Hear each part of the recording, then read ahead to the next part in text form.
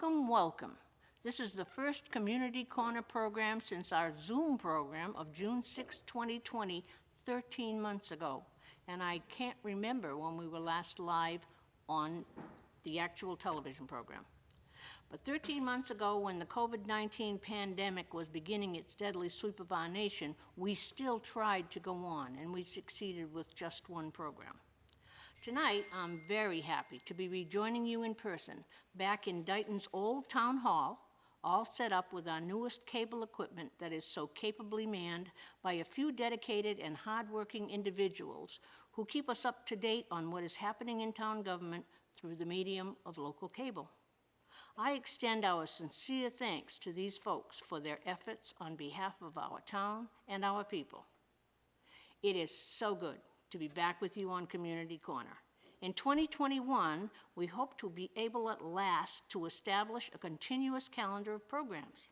We plan to meet with some of the folks who keep our town running on a daily basis and learn about them and their jobs.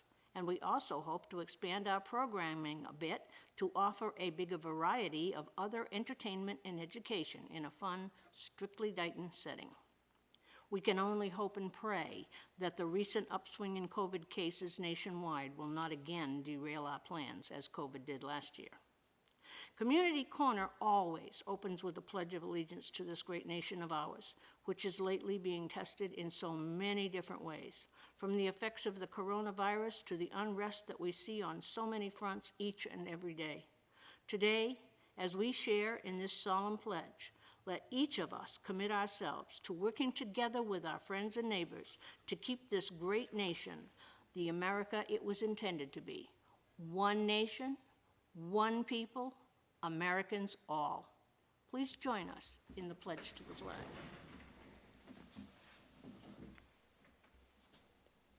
I pledge allegiance to the flag of the United States of America and please keep going, okay? To the republic For which it stands, I'm sorry, one nation, under God, indivisible, with liberty and justice for all. I apologize for the fact that my allergies kicked in while I was trying to say the Pledge of Allegiance. Believe me, I was saying it right along with you. Before we start, I have just two announcements, and they are library announcements. And both of these events take place next Monday, July 26th. One is High Flying Dogs. That takes place in the field behind Dighton Town Hall at 979 Somerset Avenue. Excuse me.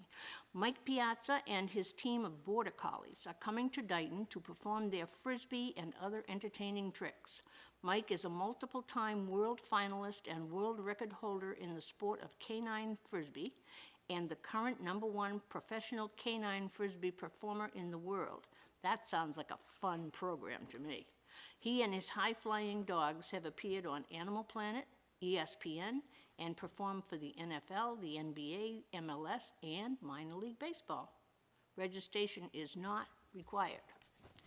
And then, on the 26th at 6 o'clock, outside the Somerset Public Library on Route 138 in Somerset, with a rain date of Wednesday, July 28th, and hopefully it won't be raining. It might be. It's been raining a lot lately. They're talking about a group called the Squeezebox Stompers. It says, we've been waiting so long for live music. Bring your camp chair and your dance shoes to enjoy this free concert presented by the South Coast 6 Libraries, led by the Somerset Public Library. The Squeezebox Stompers are an American roots band specializing in Cajun, Zydeco, blues, folk, and original songs.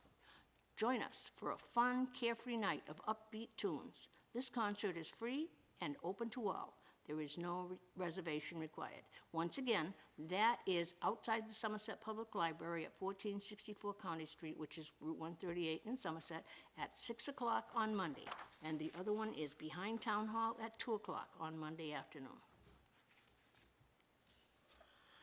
I am really happy to be starting this new program season by visiting with one of our newest town officials, town clerk, for goodness sakes, Mark Pacheco.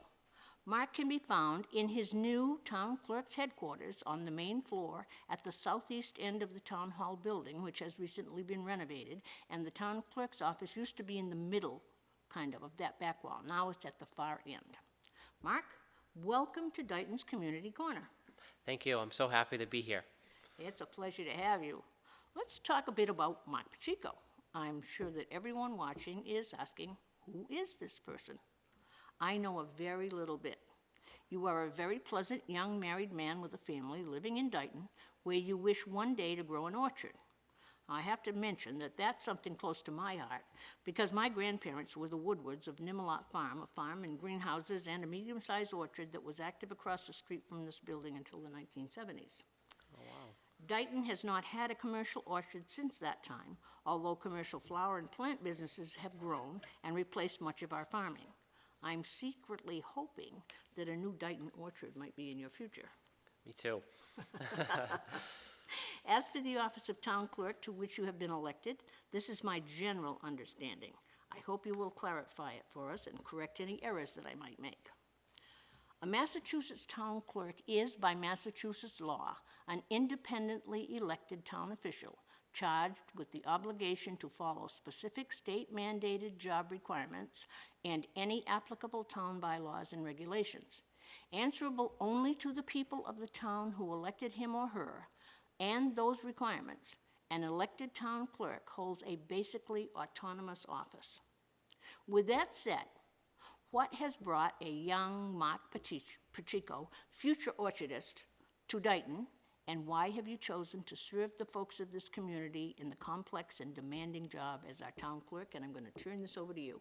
Thank you. That's, so what brought me to Dayton? Growing up, I always had farm animals, and we had chickens and dogs, and I knew wherever I lived, there had to be a agricultural right to farm town. So that narrowed down the selection to a few local towns. And when we found our house we live on Maple Swamp Road, our house had been neglected for a few years. I think no one was living there for a while, and we just fell in love with the land. And this kept us very busy, and that's why we moved to Dayton. Where did you come here from? Taunton. You lived in Taunton. You grew up in Yes. Taunton? I grew up in Taunton. So you're familiar with Dayton. You've probably been traipsing through here your whole life. Absolutely. You've got an older house, something that you're working on all the time. That's a full-time project. It is. You are town clerk. That is a full-time plus project. And you're talking about an orchard.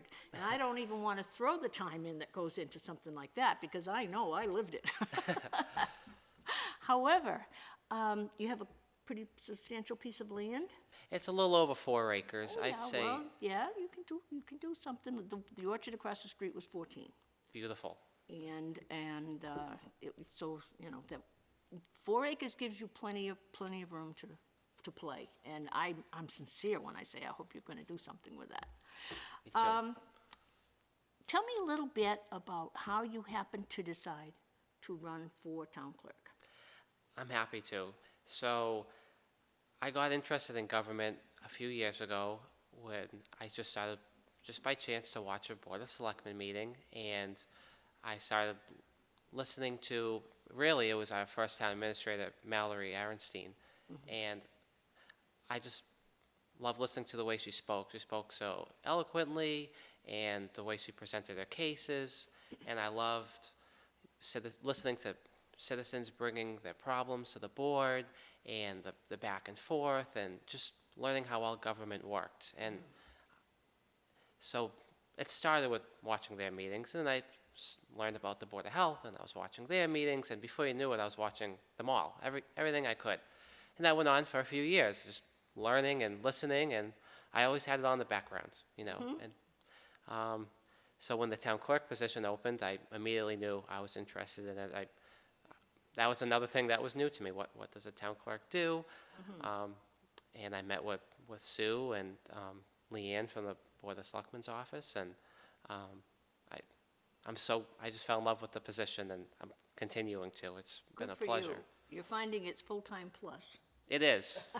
The more you get into it, the Well, the well, more th- full-time thi- it gets. You know, this is true with almost any position in town government. Particularly an elected position where you are not set on an hourly or a weekly time requirement. You do the job as you feel it needs to be done. And the people with the dedication in those offices find themselves putting in a heck of a lot more than 40 hours a week most of the time. I know that. I know that from experience. Tell me, how does your interaction with people at town hall go? What kind of questions do you get? What type of interface is there with the public coming? Because I know they're coming in all the time for something or other. That's the best part of my job, is it's so varied. It is, I get to talk to people on every stage of their life, whether they just had a baby, a birth certificate, marriages. So we're talking to people on the best days of their lives. We do death certificates too. So, you know, we do certificates of occupancy for when they're going to school. So any stage of life, I'm talking to the residents, and all very important. They need the town clerk for a variety of things, but even they get a new family dog. And it seems like I've noticed, if someone has a question, the first person they call is the clerk. So they call, who do I call for trash pickup? Or who do I call to, you know, if I want to solicit or anything? And we really point them into the right department. Sure. It makes you the go-to guy for town clerk information and everything else, because then you direct folks to the departments or the officials where their questions can be answered. And this is the wonderful part about the role you play, because you will get to meet and work with so many members of the community. Board of Selectmen have interfaced with a lot of people, but many of those people are there for a specific reason, a question pertaining to one particular item, or maybe complaints, lots of complaints. And yours is a different role. You come at it, the job requires that you come at it from a positive standpoint to begin with. Absolutely. And so if you can meet somebody with a smile and answer their question and so forth, you know, they remember that. And when they come back, you're the person they're going to be looking for, as you've already noticed. Yes. Now, you mentioned dogs, I know, and you mentioned occupancy permits and so forth. What type of licenses do people go to the town clerk for? So there are a variety. So of course, I would say that the dog licensing is common. It happens every day at town hall. We're getting dogs to be licensed. But we do raffle, bazaar permits. You know, of course, there's marriage certificates and intentions that we're doing. We do things even as fuel permits. Fuel storage permits. They come to the town clerk for that. So there's a variety of permits. You still do hunting, fishing, and sporting licenses? No, they're not. Where are they done? No, I believe you can get that done at even like a local Walmart does. Is that they, right? They Now, will see, take that it. used to be a role. That's one of the questions that I have here, because that used to be a role of the town hall. when Yes. They were at the town clerk's office. But you mentioned birth certificates, you've mentioned death certificates. What about passports? And talk a little bit about them, if you would. So I know the library was doing, so it started that the town clerks all across Massachusetts, they started to pick up doing passports. And I don't know exactly who made the ruling, but it's taken away from town clerks. Basically, you can't be issuing vital records and doing passports in the same office. So that came about, so town clerks stopped doing it. A lot of local libraries took on that role. I know that Dayton Public Library has paused it just during COVID while they're doing moves, and I'm sure they'll get back into it. So right now, to my knowledge, the nearest place is the Taunton Post Office on the Green is doing passports. No, And that would going to be my next question, because people are looking for them. Of course, nowadays, with the change in the requirements for driver's licenses, yes, people are looking for passports, and hopefully we never need one to go to Rhode Island, but you never know what's coming down the road. You never know. You also provide copies of town bylaws, Yes. street listings, other documents, and people, there's a fee for those. There is. Yeah. What else is available at the town?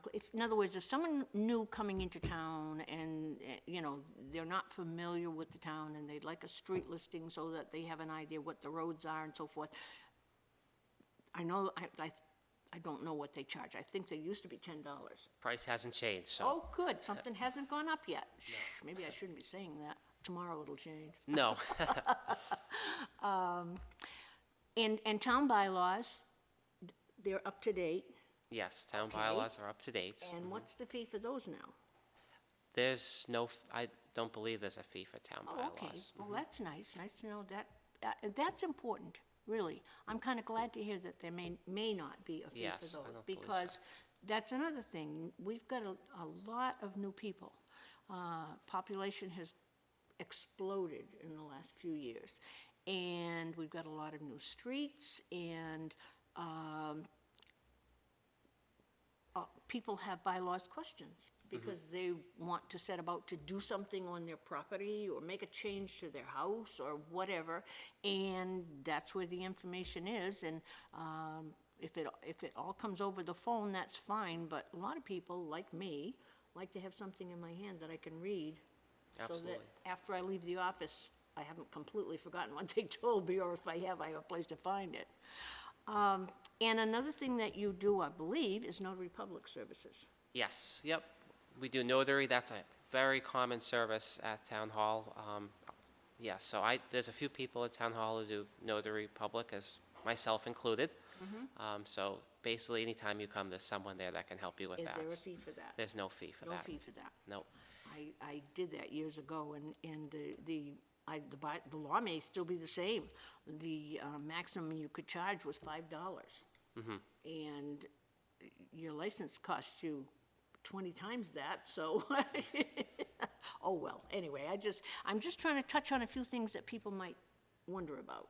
So another thing, today, how we talked about births, deaths, marriages, even home sales, so what's an accepted street? We talked about, that can hold up a sale of a home. That came through my office today, documentation for that. We have those records.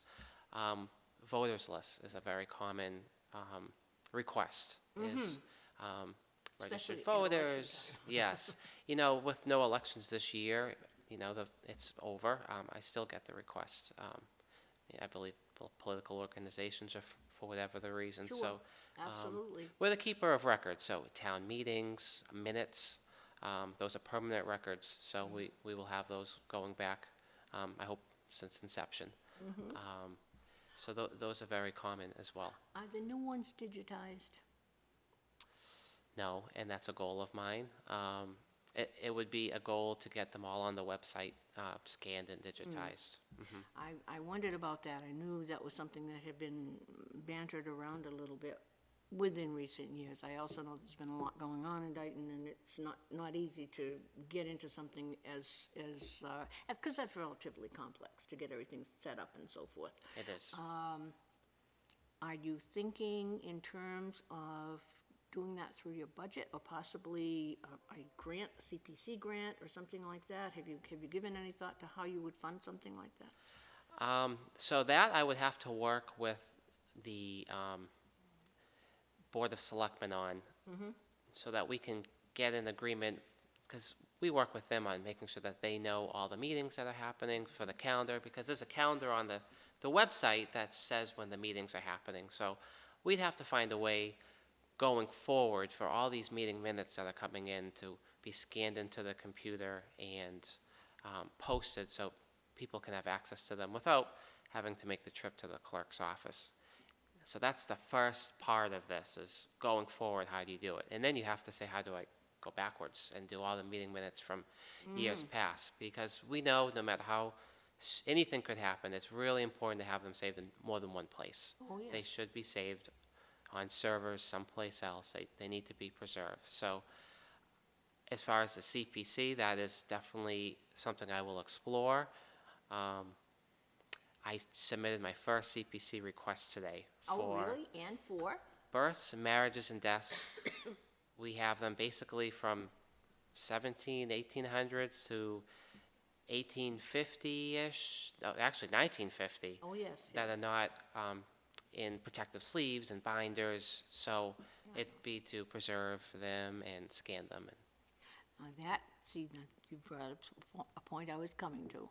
We had a visit a few weeks ago regarding historical material, information, and so forth, and I learned then that you are very interested in the preservation of historic records and documents, and that you may be seeking grant money to digitize them, to make them safely accessible to the public so that people can read them without worrying about using their hands unprotected, and so forth. And the documents themselves, the artifacts, they're now in your charge and in your care. And after many years, I am really, really pleased to know that they will be stored in the atmospherically controlled vault that was designed to protect those. When that vault was installed, and I'm going to say this because we just discussed it, when the town hall was built, I was on the Board of Selectmen, as was my late husband, and Mr. Charles Terry. And one of the important considerations when that town hall was constructed was that there be an atmospherically controlled vault to protect the records that went back to the 1600s that were stored in the vault in the Dayton High School building. Needless to say, that building was built in 1935, and it was not an ideal location for anything. It tended to be a little damp and so forth, but they did have a vault where they were locked away, and people couldn't just walk in and pick them up and look at them. I mean, they did the best they could with what they had to work with at the time. But the reason for that vault being atmospherically controlled, and when it was built, there were only 3 that were at that stage of protection in the state. Wow. And the reason that vault was built was to protect old records. And going forward, add to those records, because let's face it, what we're doing today is soon going to be an old record. Not too soon, I hope, but soon. And I was ecstatic when I found out that the old record books and so forth would be permanently moved from the first floor vault down to where they actually should have been. That's humidity and temperature, humidity, one other thing. 3 things in that control, but it's been 45 years and I've kind of forgotten what the other one was. But I want to thank you for taking an interest in preserving, because those are everybody's history. I want to thank you for meeting me. So just so the public knows, I met with you and Pat Gales of the Historical Commission. Yep. And so that was another goal, was not only do I have births, deaths, and marriages, but I also have so many other things in the clerk's possession. I have books, pictures, there's all sorts of things that I'm starting to find, and they need to be preserved because they're everybody's. They've lasted, some things are 200, 300, 400 years old, and I want them to last another 400 years, you know, and they should be accessible. They should be accessible in a way that doesn't continue to damage them. They should be accessible. It'd be nice if there was a true copy of them. It'd be nice if they were online. So, meeting, I learned a lot, and it's really kicked this off, and it's going to be a great journey. I'll kick down as many doors as I can and get as much feedback as I can to get this ball rolling. That's wonderful, and I hope the people out there who are listening to this will realize that we have someone here who really, really does care about the things that tell our story. Because Dayton has quite a story. We could go into that and go on for hours and hours and hours. There are documents there that are absolutely irreplaceable, and a copy won't cut it. If we've got an original, Yes. a copy is wonderful to look at, touch, work with, whatever, but it just won't, it will never be the original. And there are documents of that nature in some of the buildings in town.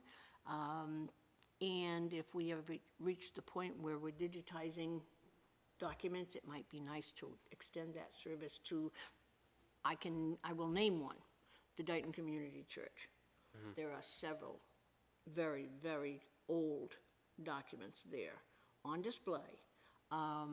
It would be wonderful to, and I'm sure the church would agree, when we reach the point where we can, to offer to have those copied, digitized, or whatever. And I'm sure the Brick Church, which is actually the First Congregational Church, that's the oldest church in town, and then the First Baptist Church down on Main Street, which is just a few years younger than the Dayton Community Church, which is the oldest physical building. Yeah, these places all have deep history. And of course, the town was based on, you had to have a church and a full-time minister in order to become a town. So those records are precious, and I'm really, really glad. I'll get off that subject. That's just my passion. But if you've got anything else that's particularly important to you right now, I'd be interested to know what that is. Thank you. So I have two main, very important goals. First, my predecessor, Sue Medeiros, was very good to me. She stayed on after her retirement. She trained me. Town clerk's not something you're born knowing how to do. Oh, heavens, no. No, it's not something I learned in high school or college. I went for management. It's really something you have to just kind of go in and You have to live it. You have to live it. And she did for 17 years, and she did a good job. She did a great job, and so she was very good to me. I think, one of my number one goals is what's the most patriotic thing? One of them is voting, and, maintaining that integrity for elections. And Sue did a great job in that. I just simply want to maintain that. We have integrity Continue with the our level. elections, and it's just such an important service that we do, and it's a civic duty, and it's just great, and I just want to continue with that. So thank you to Sue. Now, as far as other things, dog licensing, we talked about it a little bit. So we're at 999 today. We licensed 999 dogs. 999 dogs. Yes. And somebody will come up with 1,000, probably tomorrow, I just can't to have wait. that number. Yes, yeah, I'm so excited to hit 1,000, but I really would like to, I want to license every dog in town. Our prices are so low compared to surrounding towns. Is that right? We are, and I have no intentions on raising them. I haven't had a dog in many years, so I don't know anything about the costs or anything. We've always had them licensed, but I haven't had one for a while, so. So it's $5 for. My goodness.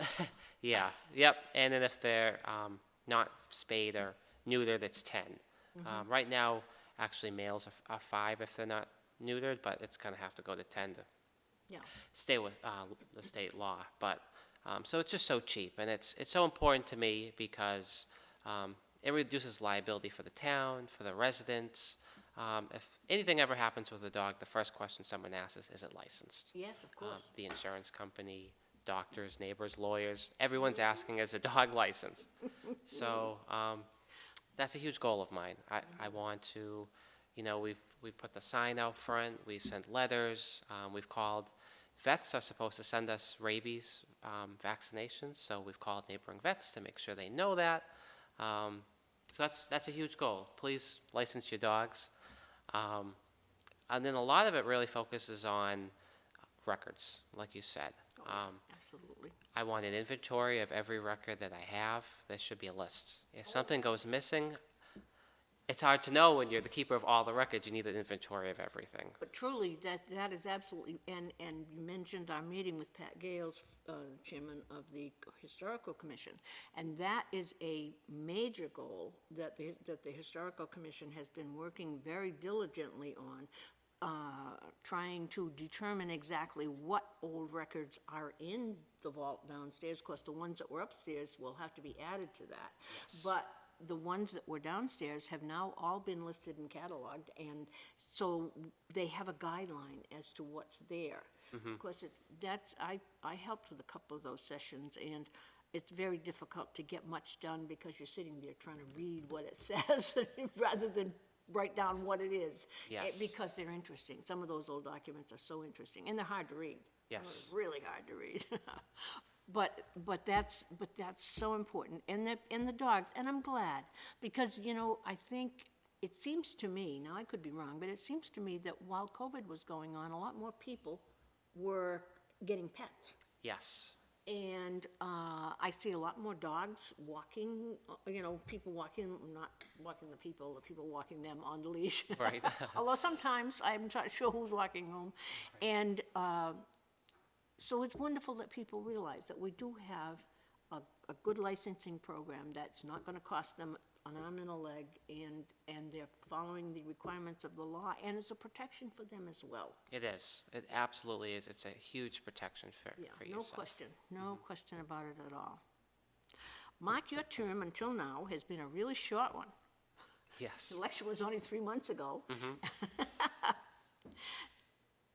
Take this opportunity to talk to the people of Dayton and tell them anything you think they should know.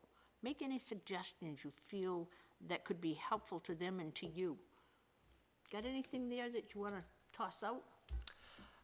First, I love this town. We have such a beautiful town. I think that people in town are beautiful. I love being here. And I guess I want everyone to know I just have a lot of ideas. I have a lot of goals. I'm going to be working for the people. I love talking to everyone. I recommend everyone call me, please. If you have any questions, if I don't have it, I'll point you in the right direction. And I just hope to continue to make improvements, and I hope to be here for a very, very long time. Well, that's wonderful. Your office is an office of longevity in Dayton. I did Yes. not go through the whole list. I was going to, and I thought, good Lord, that would take 20 minutes for me to read. But I can name one town clerk who at that time was also treasurer and collector. That has recently changed. It was with Sue's situation that we separated the clerk from the treasurer and collector. But Dwight F. Lane served this town as treasurer, collector, and clerk for 50 years. Wow. So you've got a goal to meet. Yes. And of course, Susanna was here for 17. And that's a pretty remarkable goal in today's day and age. It No is. question about that. So you've got some tradition to follow up on. I've been saying my goal is 40 years, but I guess Well, now you- I'm educated. Now you've got another decade to throw in there somewhere. Yes. Yeah, he was an interesting man. I've got quite a bit of information on him. Maybe I'll put some together and send you a packet so you can just see who he was. I'd appreciate that. His daughter, well, his wife was the first postmaster in Segregansett. She actually named the area. This is Segregansett. We've kind of lost it, and that's a shame. Should never have happened. But anyway, and the post office was in their home, which stood where the main building for the agricultural school is. And then when the agricultural school bought the property, they built them another home, which is across what used to be the railroad bridge. It's been all changed now, on Center Street, and the post office moved there.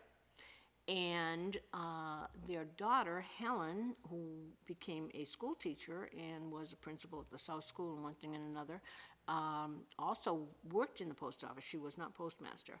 But when the post office left the Lane home and went to the Staples home on Somerset Avenue, just south of the elementary school driveway, and went into what had been a little general store there. Mrs. Staples was the postmaster, and Miss Lane was the postal clerk. So there's been a connection, with the education and that daughter, Helen Holmes Lane, was our first town historian. She was one of the founders of the Heritage Committee, which preceded our Historical Commission. And she, as I had said, she was a teacher and a school principal. And she lived into her 90s and was very, very active. And she's the one who wrote the history of Dayton, the green cover book that you have in Yes. the town hall. So there's a lot of history starting, well, that came in because of Dwight Lane, who was the town clerk. And his family just fell into the same groove, and, Absolutely. So that, now maybe we're starting a new family groove, who knows? Let's see what happens down the road. I hope so. But, you've got about 3 months into your 50 years. Yes. Can you think of anything else that you think people really should know that I have missed, that we have missed? Anything else that you generally wanted to say? I want to let you talk as much, I do all the talking, and I should not do that. Well, this is kind of a curveball, but Aha. this is a goal of mine. I'm a collector at heart. I only have the last 4 years of dog tags, and I think they're a beautiful, beautiful piece of history. So I'd like to get them through the years and it be open for the public to see. So if anyone in their junk drawer or floating around their house has an old dog tag that they'd like to donate to the town, I would love it. I want to fill the board, and I want to continue with future years. So if you have an old dog tag, please send it my way. That is a great idea. That really is a great idea. I think I'm all for that. I've had a dog for many years, and I don't know whether I still got a dog tag or not, but I'm in the process of doing some cleaning out, so if I come across one, you'll have one. Goes back probably, 25 or 30 years probably, but yes, you will, if I find one. That would be amazing. That is, It would be amazing. yes. Amazing if I find one. A nice, safe place in Town Hall. That would be great. Yes, absolutely. Another thing I wanted to talk about was another small goal of mine is I just think of how I got here. This was an unexpected career change. I think that's so common in this day and age. So I hope to have a lot of interns in my time here, from the high school, from college. I think municipal roles, I mean, we push STEM and all of that, but I feel like municipal sometimes could be an afterthought, so it'd be nice to I want to take as many as I can while I'm here. I may influence people, they may love it, they may find they don't like it. Either way, that's fine, but They're learning about government. you're learning about it. Absolutely, and I am with you on that 1,000%, because I feel that our schools are sorely lacking in their education with regard to the government. I really do believe that, and we've lost touch with a lot of our history because local history has not been a priority. One or two teachers may have a wonderful program, but everybody's working toward MCAS or whatever the test goal is. And it doesn't always leave room for little aside things like town government. But someday, you're going to be a taxpayer in a town, and you're going to need to know something about it. So I think that is a wonderful idea, and I'm all for the intern program. I think it's fabulous. I know my brother was on the Board of Selectmen for a while, and they had instances where they called in, had interns doing, and they did some mammoth work. They really, really did. If you find somebody who's interested enough to begin an internship, and they're truly involved with what they're doing, that very often just leads to bigger things, and that's a plus in so many ways. I agree with you. There's, in return for the hard work, you learn at both sides. I'm going to learn from them, they learn from us, and there's so much history in just in my little nook in the clerk's office, but in all of Town Hall. And you're right, it leads to bigger and better things. They're going to learn so much about themselves, about our beautiful town, and about whatever project they're working on. Yes, absolutely. I just think it's wonderful. I don't want to let this pass without mentioning, however, the work that the Eagle Scouts have done in Dayton. Absolutely.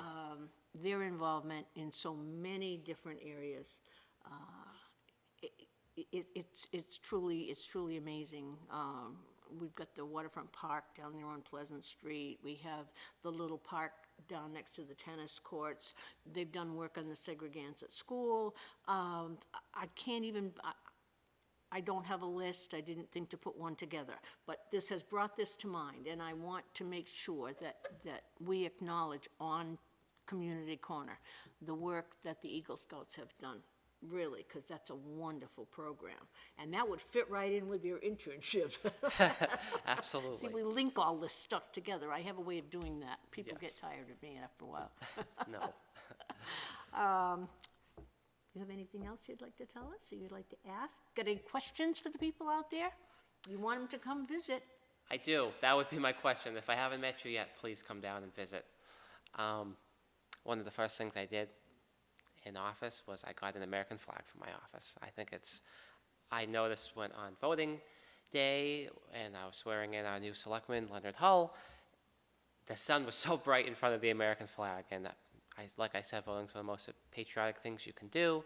I wanted to do it in front of the flag, and so I said, I want an American flag for my office. I want to bring it with me on voting day. I want to swear people in front of the flag, and I want to look at the flag all day long. Good for you. Well, Yes. this is, for a while, there was no Pledge of Allegiance at selectmen's meetings. That changed, because I absolutely, there shouldn't be any kind of a meeting for the town of Dayton, or any town in this country, without first acknowledging the nation that we've given so much treasure for. Absolutely. Absolutely. At one time, now I don't know where it is since the town hall has been changed, and the gentleman actually came to me and asked me, and I don't have an answer. That's one thing maybe I'll give you that job if you can find out. Happy to. A couple of years ago, a man by the name of Napinski from Cedar Street donated a World War II American flag that had been flown every day of his life by his brother-in-law. That flag was somehow wound up at Mr. Napinski's house. And his brother-in-law passed away, and he had it framed and donated it. Well, I don't know whether he had it down, someone had it framed. He donated that flag to the town. Okay. And it was in the town hall. It was not there the other day when I was there, but I noticed there was still going on, so maybe it will be back. There should be a plaque on it with the name of the man who flew it every day. He was very much involved in World War II. I do not know what outfit or anything like that, but I do know he was overseas, and when he came home, there was not a day that he could fly it, that flag was not flying. That's beautiful, yes. And so that one belongs where everybody can see it with something on it that says what it is. His wife just passed away, and so they're both gone now. And if you hadn't mentioned the flag, I wouldn't have thought of it, but I noticed that it was missing. Okay, so, yes, I'll look into it. Thank you very We need to much. find an end to that question, yes. Thank you. I'll call you and ask you how you did. I hope to beat you to the call. I hope I can call you Oh, first. that would be wonderful. Well, we're getting along towards almost 40 minutes, I guess. And I could talk all night, and I think you could too, actually. Yes. Anything else? I'm serious. Is there anything else you'd like to bring up before we close this out? I would like to just mention my assistant, Pam. She just got married. She's now Pam Tanglin. Oh, She's worked for the town hall for a long time. she has. I believe she said 28 years, but I could be. may be misquoting her. But in addition to Sue training me, Pam has been amazing. Oh, yes. I know She- Pam. She's been a friend for a long time. Yes, she seems to know everyone in town, but if you don't know her, stop by. She's a friendly I have face. a Pam story to tell you. Okay, When I used to do cake decorating, and when her 16th birthday, her mother came to me and asked me if I would do a cake with a red Corvette on it. And yes, I did, so. Very nice. That's my Pam story. that's beautiful. And I had seen the new name, but I didn't realize that she had gotten married, and I was gonna ask you about that afterwards. I was gonna say, do you have a new assistant town clerk? But no, it's the Yes. same girl, just, okay. that's Same one, yes. Oh, my. Well, Mark, thank you very, very much for joining me on this reopening of Community Corner in 2021. I wish you complete success. I wish you very well in your important official capacity as Dayton's newly elected town clerk. And I'm hoping that down the road, in a few months, maybe you'll come back and talk with us again and let us know how things are going. I'd be honored. Thank you for having me. Oh, it's been fun. I've enjoyed, obviously, I've enjoyed it. In closing, I offer a prayer for our town of Dayton and our nation as we continue to fight a battle with COVID-19 and to meet the many challenges of our world today. May we find the true peace and equality that our forefathers strove to achieve, because America's basic precept is that we were all Americans and we were all created equal. And we are that, all equally American. May God bless America as we work together to achieve those goals in very trying times. And no matter where you are, no matter what you're doing, no matter how difficult your day, remember to smile. Smiles can brighten our darkest horizon, and everyone smiles in the same language. This is Myrna Santos, signing off until we meet again here at Dayton's Community Corner. Good night, all.